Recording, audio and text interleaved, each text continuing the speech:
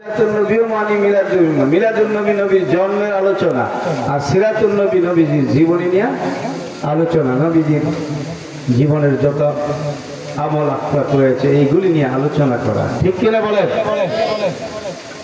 রাসূল পাক সাল্লাল্লাহু আলাইহি ওয়াসাল্লামের জীবন দশায় তো সাহাবীরা নবীজির মিলাদের আলোচনা করতেন। সুবহানাল্লাহ বলেন। এখন আমরা করলে এটা দোষ। ঠিক, তোমার বাপের মৃত্যুবার্ষিকী জন্মবার্ষিকী করতে পারো, সন্তানের জন্মবার্ষিকী করে না, লাখ লাখ টাকা খরচ করে মানুষের দাওয়াত দিয়ে খাওয়ায়, কিন্তু আমার রাসূল পাক সাল্লাল্লাহু আলাইহি ওয়াসাল্লামের আগমনের মাসে কিছু খরচ করবে, একটু আনন্দ করবে, এটা করতে রাজি না। তারা এটা বিরোধিতা করুক, যারা বিরোধিতা করে তারা করুক না। আমার নবীজির আগমন ঘটেছে না? এই নবীজি দুনিয়াতে আসেনি?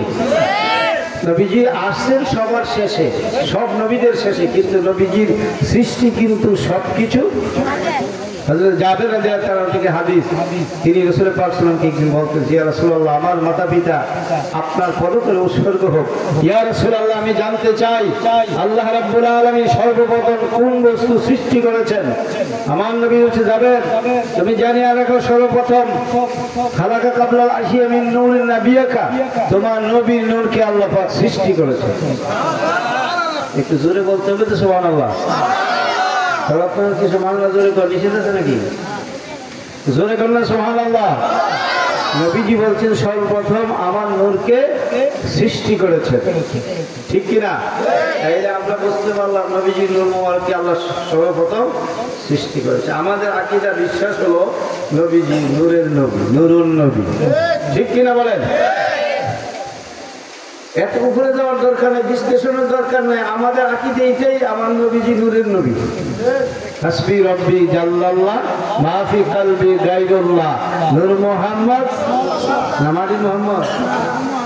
মাদির কথা কয় না, কয় না, কয় হেরা মাটি কইলে কয় আল তো দলিল দেন না, কয় বিনা দলিল দেন না, কয় হ্যাঁ কুল ইন্না আনা বাশারুম মিসলুকুম, আমি তোমাদের একজন মানুষ। যেন মাটির কথা লেখা আছে, এর মাঝি আছে, আমি তোমাদের মতো মানুষ। আল্লাহ পাক মানুষের কাছে নবী পাঠাইছেন, মানুষের সুরত দিয়ে তো হারাইবেন।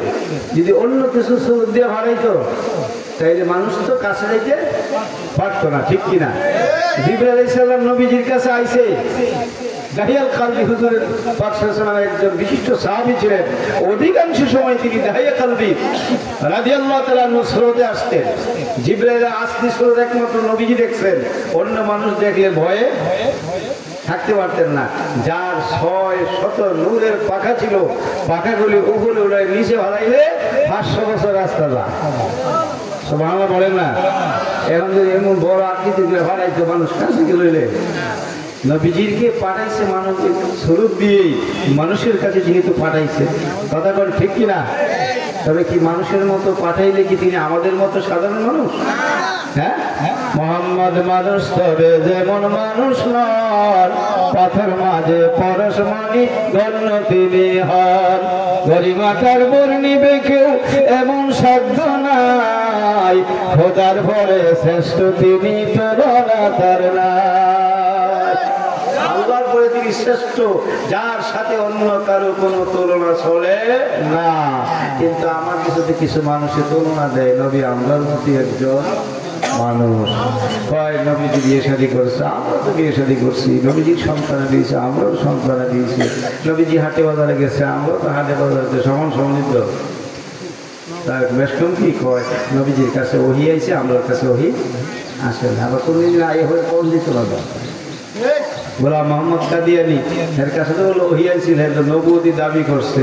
শেষ পর্যন্ত নিজের পায়খানা খাইয়া নিজে পায়খানা বিক্রি মারা গেছে।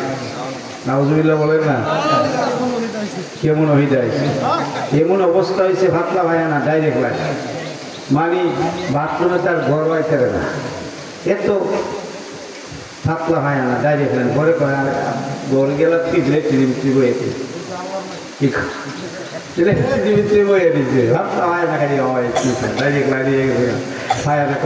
দুর্বলে একেবারে পায়খানা হইয়া পায়খানা খাইয়া মহিলা ব্যক্তি যাবে। নাউজুবিল্লাহ বলে, যার কাম তারের সাথে অন্য ধরলে নবীর সাথে তোমার কিসের তুলনা? আমার রাসূলের পথ রাস্তা দিয়ে হেঁটে যায়, সাহাবীরও সাথে সাথে যায়। হঠাৎ করে নবীজি বললেন ওয়ালাইকুম আসসালাম।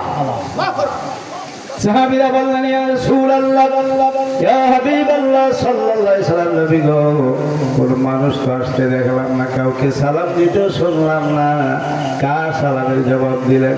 আমার নবীজি বলছেন ও সাহাবীরা, আমি যা দেখি তোমরা দেখো না, আমি যা শুনি তোমরা শোনো না। ওই যে বহু দূর পাহাড় দেখা যায়, ওই পাহাড়গুলি আমি রাসূলকে সালাম দিয়েছে, ওই পাহাড়ের সালামের জবাব দিলাম। তুমি শোনো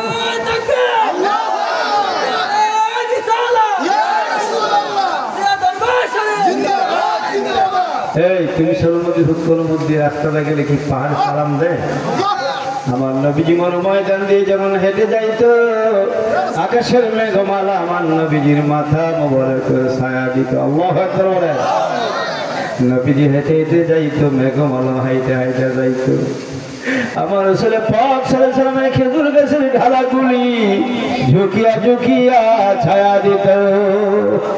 গাছের ঢালা ঝুঁকিয়ে ছায়া দিতেন প্রাণের নবী রে, মেঘমালা উড়ত সদাই তার মোবারক শের করে। ঠিক কিনা বলে?